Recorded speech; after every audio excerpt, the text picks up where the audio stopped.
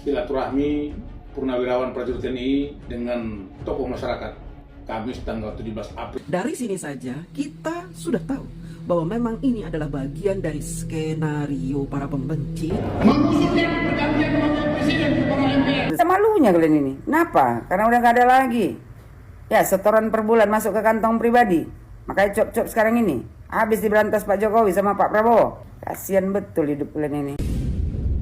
Tidak ada satu orang pun jenderal yang saat ini sedang protes-protes yang mau membela Bapak Prabowo. Hanya seorang di bumi Indonesia ini yang mengangkat derajat seorang Prabowo. Siapa?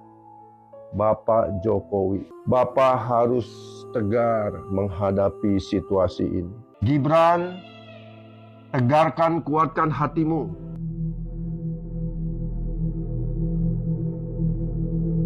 Ya, assalamualaikum warahmatullahi wabarakatuh. Bapak, ibu, abang, ade semuanya, semoga dalam keadaan sehat dan rezekinya selalu diberi kelancaran.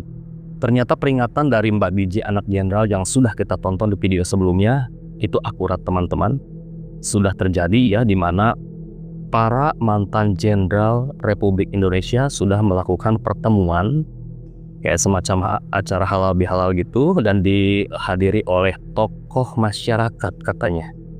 Tapi kalau dilihat dari videonya pasti teman-teman akan kaget ya, karena tokoh-tokoh masyarakat yang dimaksud itu orang-orangnya sudah tak asing lagi, yang sudah kita tahu orang-orangnya gitu kan. Nah, di acara itu salah satu mantan jenderal membacakan teks yang berupa susunan tuntutan-tuntutan, termasuk tuntutan yang paling terakhir yaitu tuntutan yang nomor 8 untuk memaksulkan Mas Gibran. Jadi mereka ini sekarang sudah mulai menekan MPR untuk mencopot Mas Gibran dari posisinya sebagai wakil presiden, teman-teman. Nah, kita akan mulai dulu di video Ruslan Buton yang kembali muncul memberi pesan terbuka perihal kesepakatan para mantan jenderal ini, teman-teman. Jadi yuk kita simak videonya. Assalamualaikum warahmatullahi wabarakatuh. Pada kesempatan kali ini saya akan membahas tentang pernyataan sikap para purnawirawan prajurit TNI yang dibacakan pada saat silaturahmi purnawirawan prajurit TNI dengan tokoh masyarakat Kamis tanggal 17 April yang lalu, menuai pro kontra. Saya perlu menyampaikan terkhusus kepada saudara-saudaraku sebangsa yang menganggap bahwa ini adalah tindakan yang tidak semestinya dilakukan oleh para purnawirawan prajurit TNI. Namun di sini perlu saya sampaikan bahwa di TNI itu ada Santi Aji, ada Sabta Marga, ada Sumpah Prajurit, dan 8 wajib TNI. Di dalam Sumpah Prajurit yang pertama berbunyi setia kepada Negara Kesatuan Republik Indonesia yang berdasarkan Pancasila dan Undang-Undang Dasar 1945. Jadi dasarnya itu Sumpah Prajurit. Jadi setiap prajurit tertanam di dadanya untuk setia pada Pancasila dan Undang-Undang Dasar. Dan di era pemerintahan sejak Jokowi 10 tahun, banyak amandemen undang-undang yang mencederai hakikat Undang-Undang Dasar itu sendiri, yang membuat kekisruhan dan kekacauan sistem tata kelola berbangsa dan bernegara yang sampai kini kita rasakan dan berdampak sosial kepada seluruh masyarakat Indonesia, sehingga para purnawirawan prajurit TNI mengambil sebuah langkah demi menyelamatkan bangsa. Para purnawirawan ini secara menyeluruh semua mendukung kepemimpinannya Bapak Prabowo. Namun yang diharapkan oleh mereka bahwa Pak Prabowo harus mempunyai ketegasan sikap dalam menyelamatkan. Apakah kita harus percaya sama Ruslan Buton, teman-teman, yang sudah punya reputasi buruk di negeri ini? Dia ini kan sudah pernah menghilangkan nyawa seorang petani di Ternate pada 2017 dan hanya mendapatkan vonis hukuman selama 1 tahun 10 bulan. Itu ngilangin nyawa orang loh, hukumannya seringan itu. Dan di 2018 akhirnya Ruslan Buton ini dipecat dari keanggotaan militer Angkatan Darat secara tidak hormat. Dan setelah itu, setelah melalui masa hukuman, Ruslan Buton kembali muncul ya. Dan tiba-tiba menyerang Bapak Jokowi. Dia menyebarkan narasi surat terbuka untuk Bapak Jokowi turun dari jabatan sebagai presiden. Dan setelah itu Ruslan Buton kembali ditahan oleh kepolisian. Nah, orang satu ini gak ada kapoknya gitu kan. Apakah masyarakat masih percaya sama orang yang punya reputasi buruk sebelumnya gitu kan? Ya, inilah tokoh-tokoh masyarakat yang dimaksud ya, yang menghadiri acara pertemuan para mantan jenderal. Di mana di sini kita bisa melihat ada Bapak Rijal Fadilah juga, teman-teman. Ada kolaborasi antara ormas-ormas yang menginginkan negara Indonesia ini menjadi negara khilafah, dan mereka meminta bantuan para mantan jenderal ya, yang sebenarnya sudah tidak punya kekuatan beliau-beliau itu, karena mereka sudah sama seperti kita rakyat biasa. Dari sini saja kita sudah tahu bahwa memang ini adalah bagian dari skenario para pembenci untuk membuat negara kita chaos. Kenapa para mantan jenderal tersebut membuat kesepakatan seperti itu? Karena ini adalah skenario busuk para pembenci, sehingga mereka meminta para jenderal untuk membantu mereka dalam mewujudkan cita-cita mereka untuk membuat negara ini kacau. Kalau negara ini sudah kacau, rakyat Indonesia itu tidak lagi percaya kepada pemerintah, maka diharapkan merekalah yang menguasai Indonesia. Bahwa ada dua kubu yang ingin berkuasa di negara kita, yaitu kubu yang serius membangun negeri dan kubu yang ingin mendirikan negara khilafah.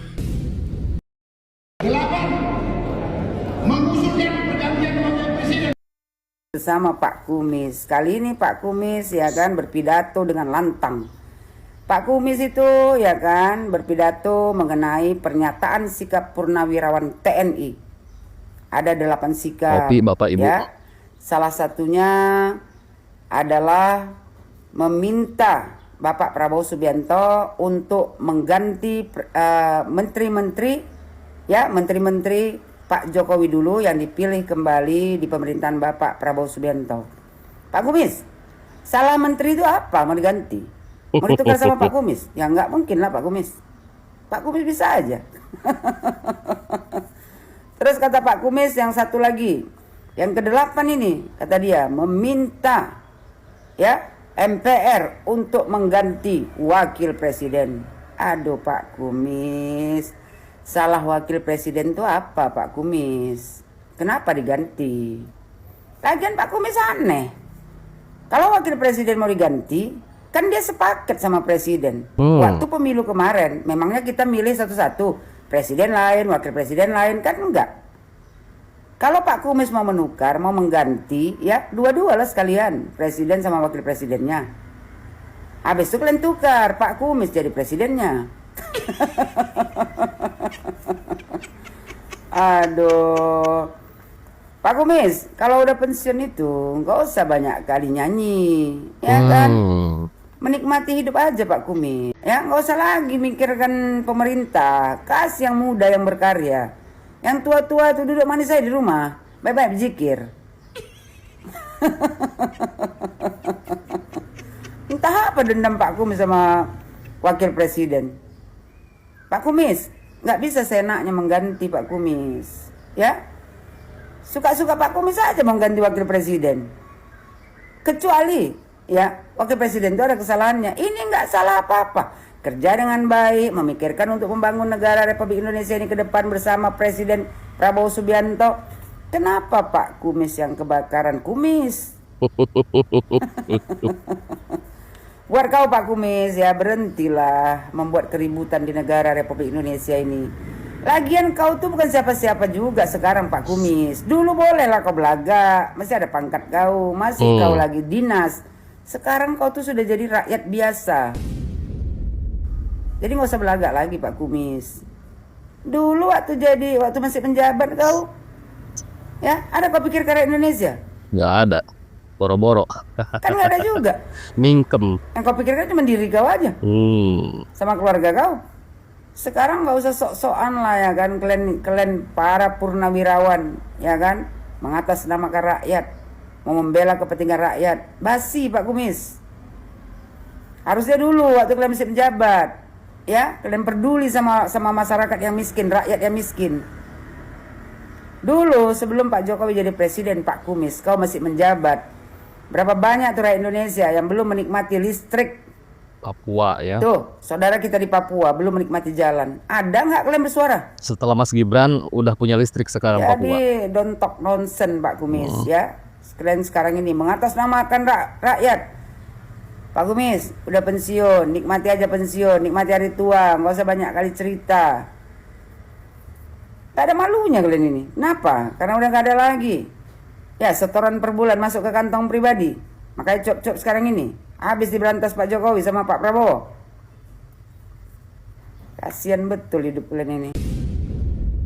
Pernyataan sikap para jenderal hanya membuat masyarakat makin tidak peduli. Kami meminta Gibran dipecat melalui sidang MPR. Ungkapan rasa tidak suka kepada Pak Jokowi, ya, yang kita tahu bahwa proses pencalonan Gibran itu bukan Jokowi yang menyodorkan. Bapak Prabowo. Saudara masih ingat pernyataan Susmi Dasko itu ditanya, Ingat Pak, sebenarnya siapa yang mengajukan Gibran? Bapak Prabowo. Benarkah Prabowo mengajukan 8 kali? Para mantan ini orang-orang yang sudah merasa tidak berguna dan ya saya tidak mengatakan bahwa ini adalah laskar tidak berguna. Karena berguna atau tidak itu kan bergantung dari kita berkiprah untuk bangsa dan negara. Dan jangan katakan saya berpegang membela negara, bangsa ini, bukan pemerintah. Kalau pemerintahnya tidak baik, menganut faham komunis, maka saya siap berperang sampai mati. Nggak Tidak gitu. demikian. Nggak gitu Siapa konsepnya. yang bicara tentang PKI? Eh, Pemerintahan adalah representasi dari bangsa ini. Bapak Prabowo dipilih oleh 100 juta rakyat ya. pemilih bangsa Indonesia Mayoritas. sebagai pemilih. Itu sebuah fakta yang tidak mungkin kita bisa lupakan. Saudara Prabowo adalah seorang mantan Danjen Kopassus yang dicopot, dipermalukan. Ya, dan tidak ada satu orang pun jenderal yang saat ini sedang protes-protes yang mau membela Bapak Prabowo. Hanya seorang di bumi Indonesia ini yang mengangkat derajat seorang Prabowo. Siapa? Bapak Jokowi. Ya, bukankah itu menjadi sesuatu yang luar biasa buat seorang Prabowo? Jadi kalau hari ini para mantan jenderal tidak suka dengan keberadaan Gibran, sebenarnya itu hanyalah sebuah ekspresi ketidaksukaan dia kepada Bapak Prabowo. Hanya nggak berani saja langsung. Jadi ini sebenarnya sasaran antara nggak suka sama Jokowi, ya, kemudian katanya Jokowi menyodorkan Gibran. Padahal kita tahu yang minta Gibran adalah Bapak Prabowo. Prabowo. Berkali-kali 5 malah. 5 kali, iya. Itu pernyataan Susmi Dasko. Pak Dasko. Jadi kalau hari ini kita mendengar ya para laskar yang merasa tidak berguna, yang melihat fakta, ini kan memberikan satu gambaran pemahaman bagi masyarakat kita ini seperti saya ini yang awam bahwa hegemoni politik masa lalu sudah berlalu. Sudah tidak ada lagi. Hari ini Bapak Prabowo dan Gibran adalah representasi daripada keseluruhan keinginan besar dari masyarakat Indonesia. Betul, Pak. Jadi saya cuma ingin mengingatkan pemerintahan tidak usah gentar dengan para mantan jenderal ini. Karena mereka adalah masa lalu. bukan siapa-siapa lagi. Masa depan ada di tangan seorang bernama Gibran Rakabuming Raka. Itu fakta. Menyakitkan? Ya, memang. Kadang fakta hadir dalam kehidupan kita sering menyakitkan. Saudara, ini hanyalah representasi dari para pembenci yang bersambung berjilid-jilid di bumi Indonesia dan tidak ada relevansinya. Ini adalah gambaran ekspresi kebencian sebenarnya kepada Bapak Prabowo, tapi tidak berani langsung. Kok ada urusan apa ke Gibran dan minta MPR untuk menurunkan, memecat Gibran? No way. Gak punya bukti. Masyarakat tahu bahwa memecat seorang wakil presiden atau presiden melalui sidang MPR itu harus dengan bukti-bukti yang konkret dan sangat menakutkan bagi masyarakat. Sangat apa fatal itu? gitu ya. Pembunuhan. Terjadi pembunuhan dilakukan oleh pelaku, yaitu wakil presiden misalnya. Ya kan? Korupsi, tertangkap basah. Baru sidang MPR melakukan sidang impeachment. Saudara, ini adalah bentuk anarki sebenarnya. Gerakan makar yang dilakukan secara terang-terangan kepada pemerintahan Pak Prabowo. Mengarah ke sana gitu. Saya tidak bisa menutupi fakta-fakta ini. Ya, sungguh. Karena tidak berani dengan Pak Prabowo, maka disasarlah seorang Gibran. Gibran adalah sah. Kita sudah memilih, saya sudah memilih. Ada 100 juta pemilih. MPR, DPR tahu bahwa Gibran adalah representasi generasi muda, milenial, dan Gen Z. Itu fakta. Di tangan Gibranlah bangsa ini akan berjalan. Insya Dan Allah, kita Pak. harus dukung netizen, kalian semua milenial, Gen Z harus mendukung ya Gibran. Dan buat para mantan jenderal yang merasa sudah tidak berguna, mulailah memikirkan bangsa ini dengan tulus, dengan pikiran yang terbuka. Apa yang bisa saya lakukan? Buatlah perkumpulan para jenderal. Ya. Undanglah para pakar ahli profesional. Membuat suatu rencana, suatu lembaga pengembangan potensi daerah dan mengumpulkan ide-ide untuk membangun usaha-usaha yang berbasis pertanian, perikanan dan sebagainya dan bisa mengundang tenaga kerja. Itu yang seharusnya dilakukan oleh para jenderal, para mantan jenderal. Yang dulu merasa hebat, yang sekarang sudah tidak berguna.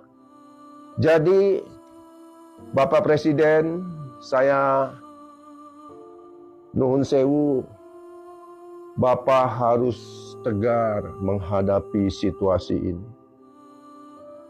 Dunia tidak baik-baik saja. Sekarang dunia membutuhkan pemimpin yang kuat seorang Prabowo. Gangguan dari para mantan jenderal itu hanyalah kerikil di pemerintahan ini yang hanya membuat gaduh bangsa ini. Gibran, tegarkan, kuatkan hatimu. Kami mendukung secara konstitusional bahwa Gibran terpilih sebagai wakil presiden oleh pemilihan langsung ya dari rakyat Indonesia. Semoga Allah SWT melindungi bangsa ini, memberikan kesehatan bagi Bapak Prabowo dan Gibran Rakabuming Raka.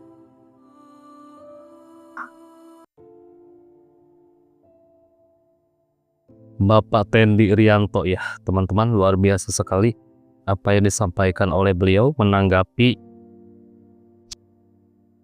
perihal kesepakatan yang dibuat oleh para mantan jenderal ya. Jiwa nasionalismenya para mantan jenderal ini dipertanyakan apabila mereka sampai ikut serta juga dalam permainan ya, dan berkolaborasi dengan ormas-ormas yang menginginkan negeri Indonesia ini menjadi negara khilafah gitu kan.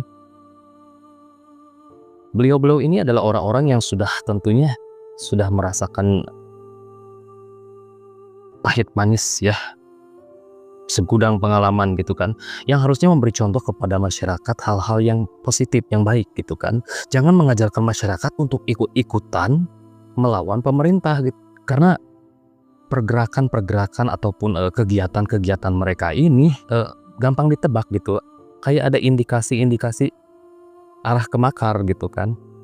Ya mau gimana negara kita ini maju gitu kan, apabila terus-terusan kita putar-putar masalah di situ gitu kan. Ayolah kita bergandeng tangan bersama gitu kan. Kita majukan negeri ini sama-sama, kita jaga bangsa ini sama-sama gitu kan. Jadi sebenarnya sih ini tidak perlu dikhawatirkan ya, karena kan beliau-beliau ini sudah tidak punya kekuatan ya. Para purnawirawan gitu kan, sama kok seperti kita ya, sudah menjadi rakyat biasa. Namun tetap kita harus pantau teman-teman, kita harus tetap pantau pergerakan-pergerakan mereka agar kita lebih waspada gitu, agar kita tahu apa yang akan mereka lakukan gitu ke depan gitu kan. Karena ini sudah mulai ada penekanan kepada MPR untuk mengadakan sidang ya, upaya untuk mencopot Mas Gibran dari posisi sebagai wakil presiden gitu kan. Tapi apakah mereka akan berhasil? Karena untuk menjadikan itu sesuatu yang kenyataan gitu ya, mereka harus punya dulu bukti-bukti yang benar-benar konkret gitu kan, untuk memperkuat upaya mereka bisa mencopot Mas Gibran gitu. Selama ini Mas Gibran tidak melakukan kejahatan, selama ini beliau cuma kerja gitu kan. Dan tak hanya itu, mereka juga harus berhadapan dengan rakyat, karena kan Mas Gibran ini adalah wakil presiden yang satu paket dengan Bapak Prabowo yang sudah dipilih oleh rakyat mayoritas gitu kan. Nah, jadi teman-teman juga boleh tinggalkan pendapat teman-teman di kolom komentar. Saya ucapkan terima kasih sudah menyimak, tetap waspada, kita tetap pantau ya. Semoga teman-teman dan keluarga selalu diberi kesehatan dan rezekinya pun selalu diberi kelancaran. Saya pamit, sampai jumpa lagi di next video.